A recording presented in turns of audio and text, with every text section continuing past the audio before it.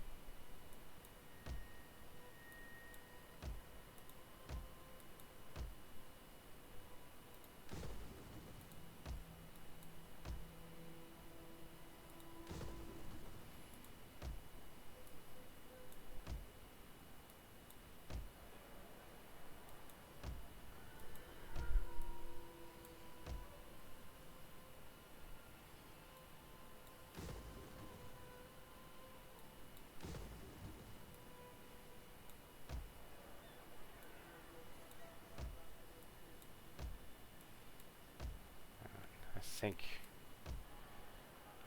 think that's everything. Alright, so now with having all of the buildings that we wanted demolished, either demolished or in the process, the last turn of them being demolished, now we're going to start building all of our guardhouses in the areas in which we need them.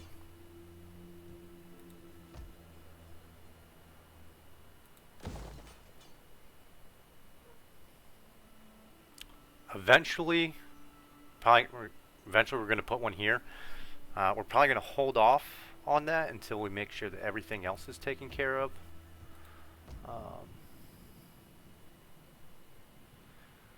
Over here, we'll get a guardhouse, just because these guys are going to come and attack us. I don't think our army over here. No, they're not going to be able to get over here quickly. So we are going to raise another army right here. Put them here. I'm going to have to put a guardhouse here. That'll be 2 turns, and then that'll just help us out in case these guys don't attack right away. Let's see, what mercenaries?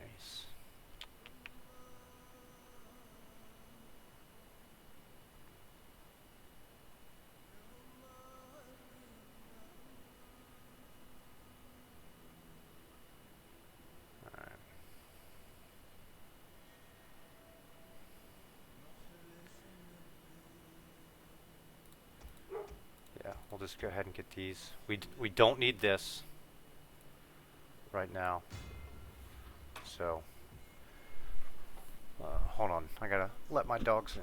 Just give me just a second.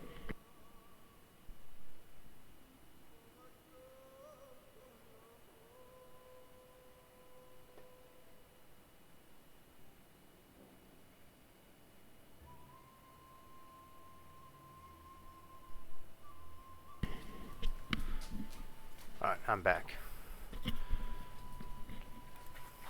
And since we are going to have to take them out, we can go ahead and recruit a couple of these guys. That'll help us out.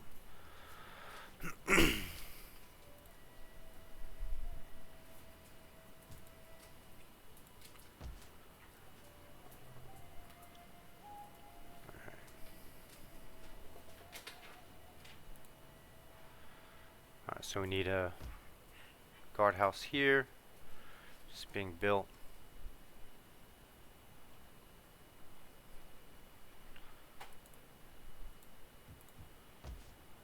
Guardhouse here.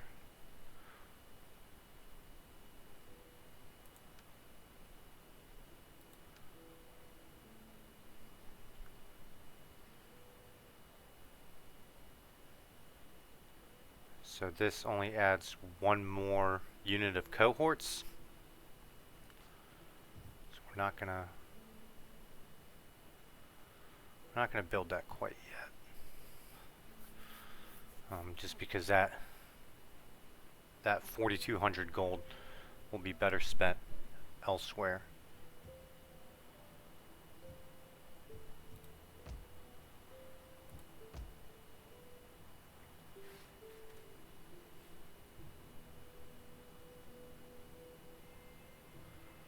We are going to build a guardhouse here, though. We're going to delete this. And we're going to delete this.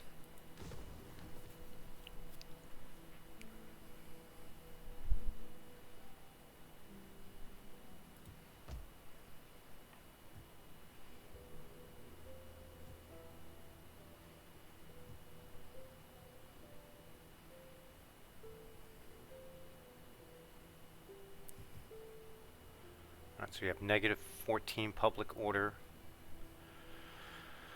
for food.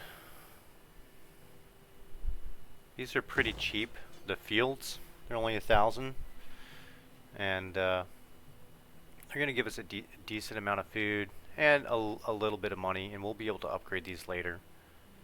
But it'll be nice because these only take one turn to build, and so by the time spring rolls back around, we'll be able to use that bonus for spring, where you get decreased cost to build agricultural buildings, to build the cattle pens.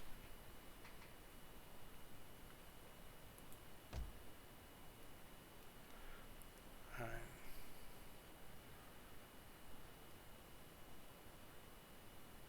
So the other thing we're going to go ahead and do is, for everywhere that doesn't have a forum, we're going to go ahead and build a forum. It's an extra 225 gold, and it gives +3 public order, and you know, it's essentially free money. Well, not free money, but for only costing 2,000 in 10 turns, it'll have paid for itself. So the sooner we can do that, the better.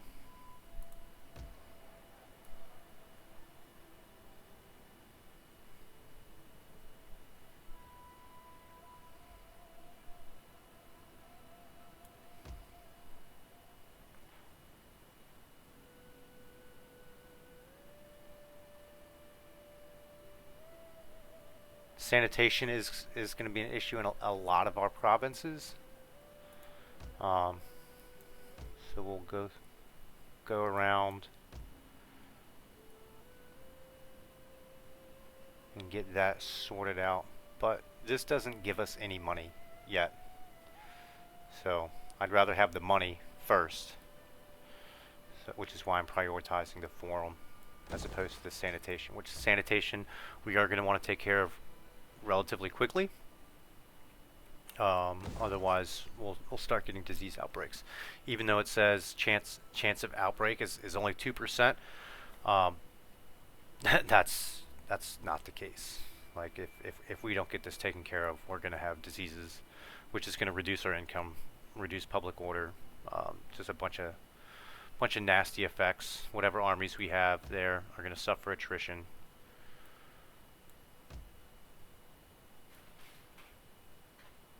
And we don't want that.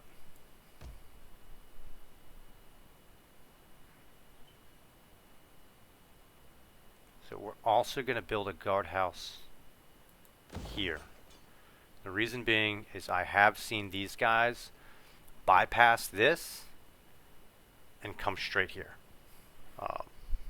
Or even coming this way, laying siege to this, or if somebody slips past, getting back here, and they like this for whatever reason. So building a guardhouse there is not a bad idea.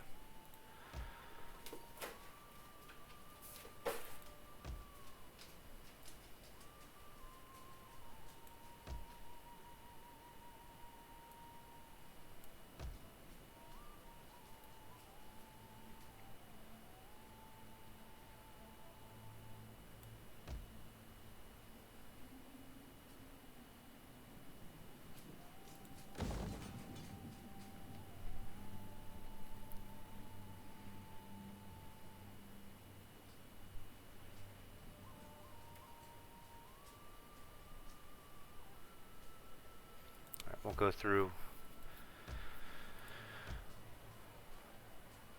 do all the forms first.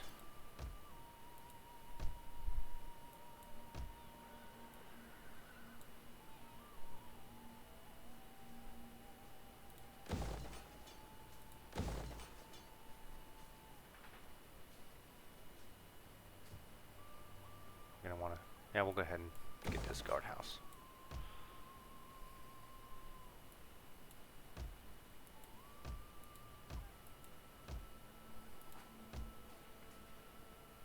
Alright, so we have 28,000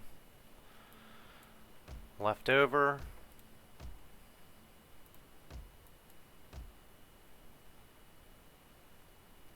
We'll go ahead and start working on our sanitation.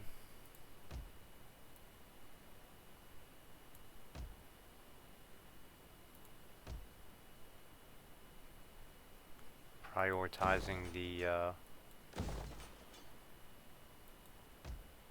provinces with the worst sanitation first, especially these ones because these have the gold mines, so the squalor is going to increase once we upgrade it. And like I said, if there's diseases, there's going to be reduced income, and especially our provinces with the gold mines are going to be some of our highest income areas. So we want to make sure that they keep producing.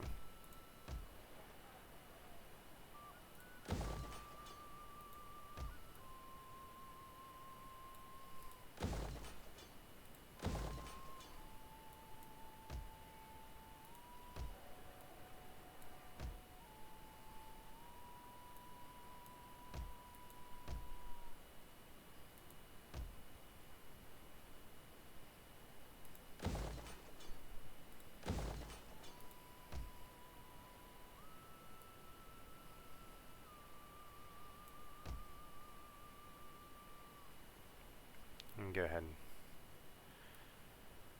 get rid of that.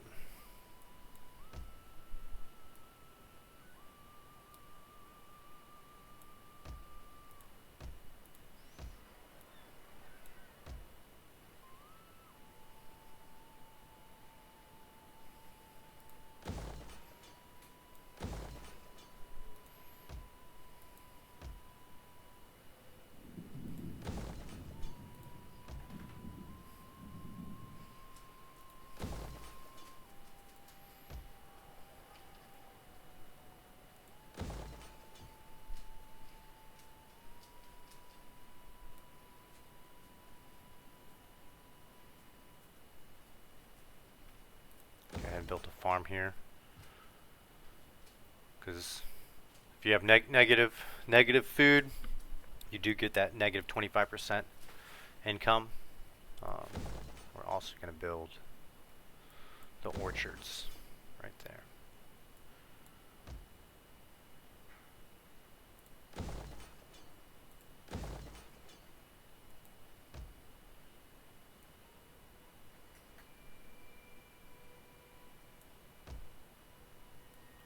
All right, 3,000 gold left over.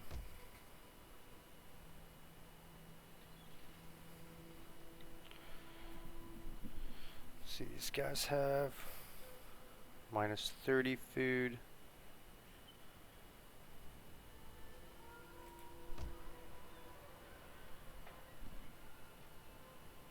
What is this? Trade jetty. Go ahead and switch that over to fishing jetty. It's fishing jetties. Give us 50 food. So pretty much all of your ports you're going to want to be fishing ports, except for maybe a couple for military ports, because your navies in the mid to late game are going to be crucial. So you want to be able to make sure that you have the ability to recruit some pretty powerful navies. I will only have about 2 of my ports actually be dedicated to military. Everything else is going to be fishing. All right. Let's see.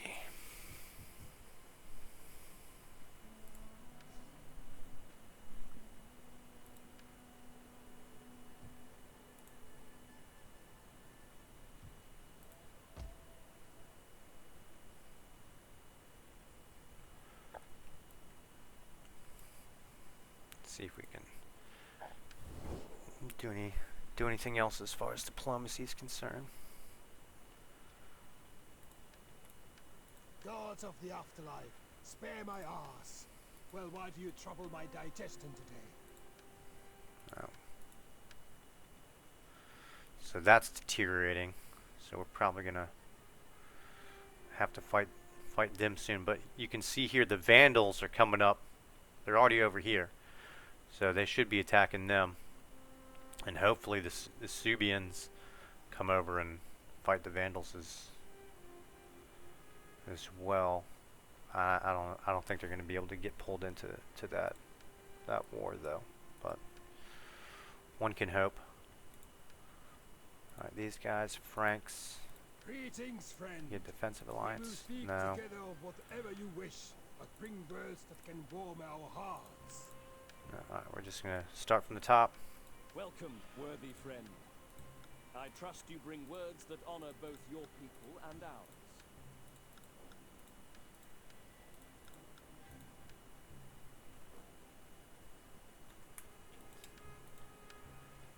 And we're not gonna go through all of this turn. We'll see if we can get some trade agreements, some new trade agreements. Greetings to you. I trust you Alright, here come we with go. honorable. Alright, so that's moderate. So let's see if we can just give them a little bit of gold, because all these guys up here, more or less, they like each other, or they, as the game goes on, they will like each other more and more. So if we can get good relations with one of them, odds are we can get better relations with all of them. And like I said, if we don't have to deal with these guys right now, then that's just better for us. I mean, eventually we're going to wipe them out, but if we can just focus on something else, then like I said, that's good for us. All right.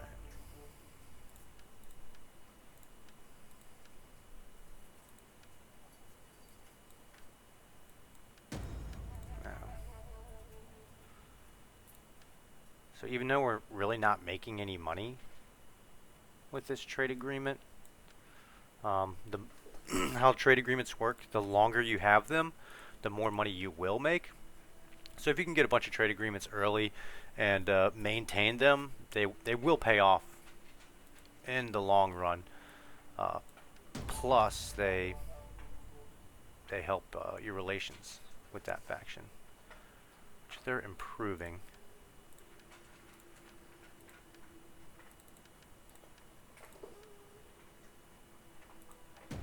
No. Alright, I'm not gonna...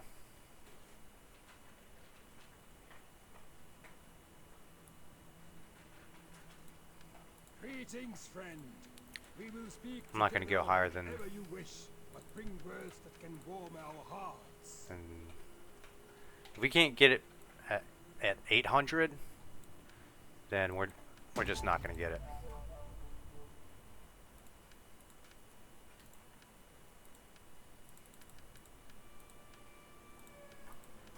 Ah, there we go. Alright.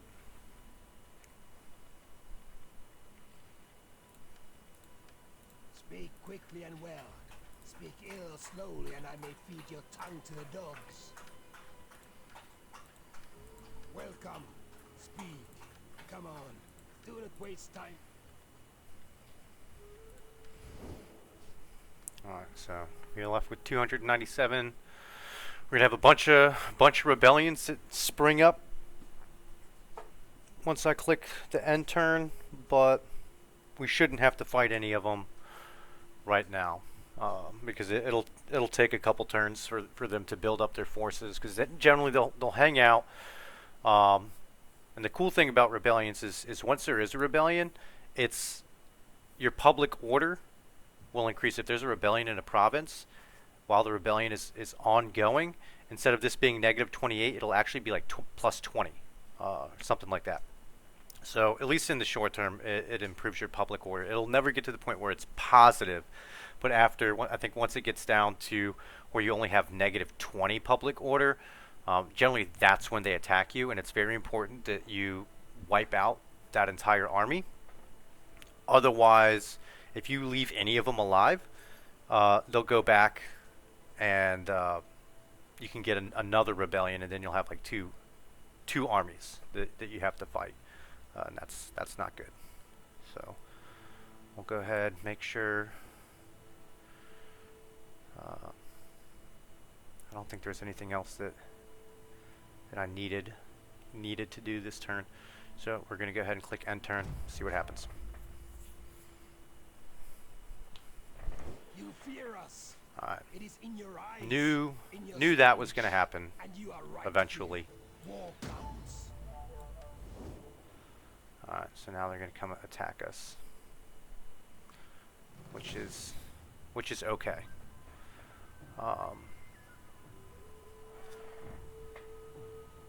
So we've been going for about 30 minutes or so for this video. So I'm gonna push pause on fighting this for now, and then we'll come back, and the beginning of the next video we'll go ahead and fight this battle, because I mean they do outnumber us, but this is not an impossible battle to fight, and in fact we're actually in a very good situation, because I've fought this battle with only the garrison, and it's super tough, but it is doable, and I'll show you all of that here in the next video. So I guess thank you for watching. If you have any questions, leave them down in the comments, and I'll do my best to answer them either in the comment section or in the next video. All right, thank you.